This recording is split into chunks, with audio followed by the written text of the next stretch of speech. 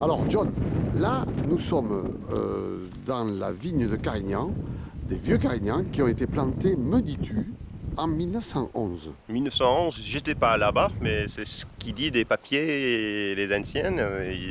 Ces vignes étaient plantées en 1911. Il y a 1 hectare, moitié Carignan, moitié Grenache. Il y a un tout petit peu de noir, mais après il y a gris et blanc. Et c'est de ces deux parcelles que Nicolas a fait ses deux premiers vins, Louviel, parce que ça on l'appelle depuis le début le vieux Carignan. Donc Louviel c'est vieux en Occitane, Oui. et 1911 c'est assez vieux. D'accord, Giolle. Vieux Et Carignan et le Grenache c'était dis-moi, inattendu. on va commencer par parler peut-être du sol qui est quand même remarquable parce que tu me dis que Nicole elle cherchait les cailloux. Et chercher les cailloux calcaires pour avoir des vins plus frais. Et bon, là, il y a beaucoup de cailloux, on le voit, et tous nos vignes sont caillouteux comme ça.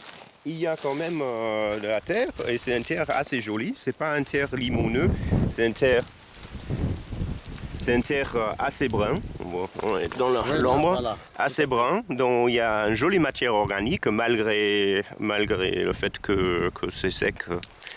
Là, et on a vu depuis qu'on a commencé de travailler des sols et de ne pas foutre n'importe quoi, que cette sol est devenue encore plus foncé en couleur, encore plus souple. Mais la souplesse, c'est quelque chose qui ne manquait jamais trop parce qu'avec ces cailloux... Alors cette vigne, quand vous l'avez achetée, elle était couverte de garance. Garance. Alors la garance, donc c'est une C'est plante. ça. La garance, c'est ça. Donc il y en a encore. Et la garance, c'était une plante très intéressante. Bon, Oui, ça c'est ce qu'on voit en surface. C'est avec elle qu'on fait de la teinture. Teinture de garance. Donc, tu vois, des racines, ils sont oranges. Et ça fait le rouge garance. Bon, paraît-il, ça c'est une espèce, un cousin de la garance teinturier. C'est la garance sauvage. Paraît-il, c'est pas exactement le même. Mais bon, c'est ça qu'on trouve partout dans les vignes. Et ça s'installe surtout où on ne peut pas travailler, c'est-à-dire entre des pieds. Ça s'installe et ça se pérennise. Bon, ça, là maintenant, c'est contrôlé. Il y est toujours, mais ça ne gêne plus. Alors parlons ensuite de ces souches qui ont 100 ans. Donc avec ce vieux Carignan. Bon, là, il y a une jolie grappe.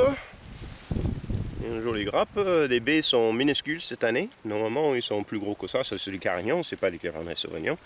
Il n'a pas plu depuis 7 semaines ici. Donc, on espère bien que avant le vendange, on aura un peu d'eau. Ça risque de gonfler un petit peu, mais ça va pas gonfler beaucoup plus. Bon, ce sera des assez jolis raisins cette année, si on a un tout petit peu d'eau. Donc ça fait 7 semaines, on ne voit pas encore beaucoup de feuilles qui commencent à jaunir en bas. Là, sur certaines souches là, il y en a. Ça c'est signe de sécheresse.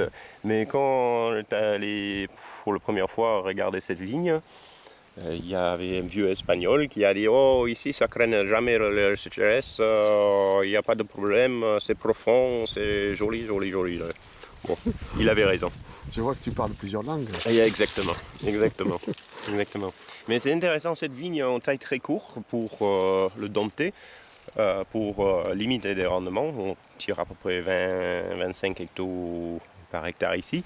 Mais si le gars avant nous, qui ne mettait pas d'engrais, etc., mais qui taillait un peu plus long, il sortait 40-50, il se vantait. Et cette vigne, elle a 90 ans, mais elle produit quand même.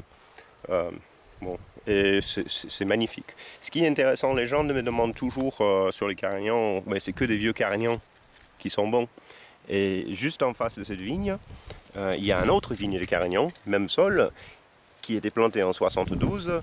C'est un peu plus vigoureux, mais les raisins, les jus sont assez semblables, sont presque pareils. Donc c'est les deux qui font l'assemblage Louviel, généralement. D'accord. Mais bon, c'est magnifique. Magnifique, vraiment. Vraiment, vraiment, vraiment, c'est un paysage formidable. Vous vendangez pas en verre, bien sûr. On l'a vendangé au début, Nicole visait 15 à 20 hectos, dont elle vendangeait pas mal en verre. Et en demi-toit, une année assez semblable à ceci, où il n'a pas plu, elle est revenue début août et en larmes, elle a dit il n'y a pas de raisin, il n'y a pas de raisin, je ne peux pas en enlever, ils sont tous petits. Et bon, elle n'a pas enlevé, il a plu, ils ont gonflé, on a eu une jolie récolte et c'était magnifique. En plus, ça a retardé légèrement des maturités, maturité de sucre des raisins. Il correspondait avec des maturités phénoliques fin octobre ou fin septembre. Au lieu d'avoir des sucres début septembre et d'être obligé d'attendre 3 semaines pour avoir des pots et des pépins mûrs. Donc, plus de raisins, meilleure qualité. Et bon, c'était formidable. Donc là, les vendanges en vert, maintenant, on fait juste un petit passage pour voir s'il n'y a pas des souches qui sont surchargées. Mais si tu vois, les souches ici ne sont pas vraiment surchargées. Les raisins sont petits. On voit. C'est bon, hein? Vendange prévue pour bon là, le pépin là, il commence à devenir marron. Bon, pas pour la semaine prochaine encore.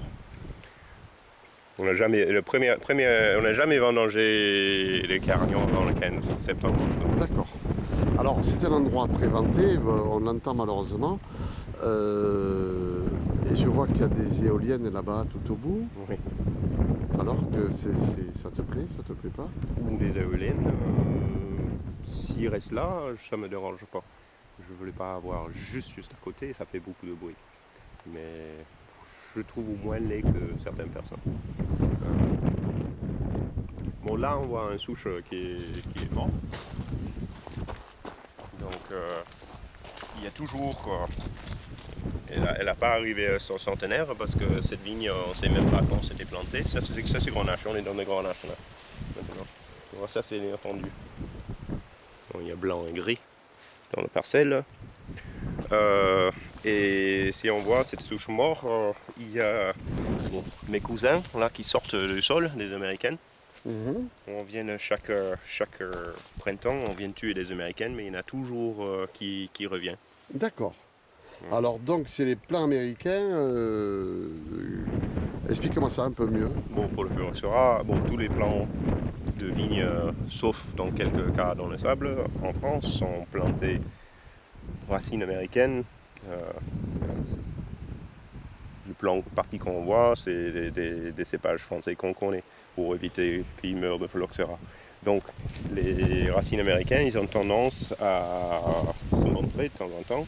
Il y a des vignes où chaque année on passe 2 fois pour enlever ses pieds pour ne pas que prendre dessus. Là, bon, les Américaines sont toujours vivants, les Français elle est morte. D'accord. C'est comme ça. C'est un peu triste, mais c'est comme un ça. peu triste. Mais chaque année, ouais, on va tuer les Américaines au printemps. Ça fait rire un peu.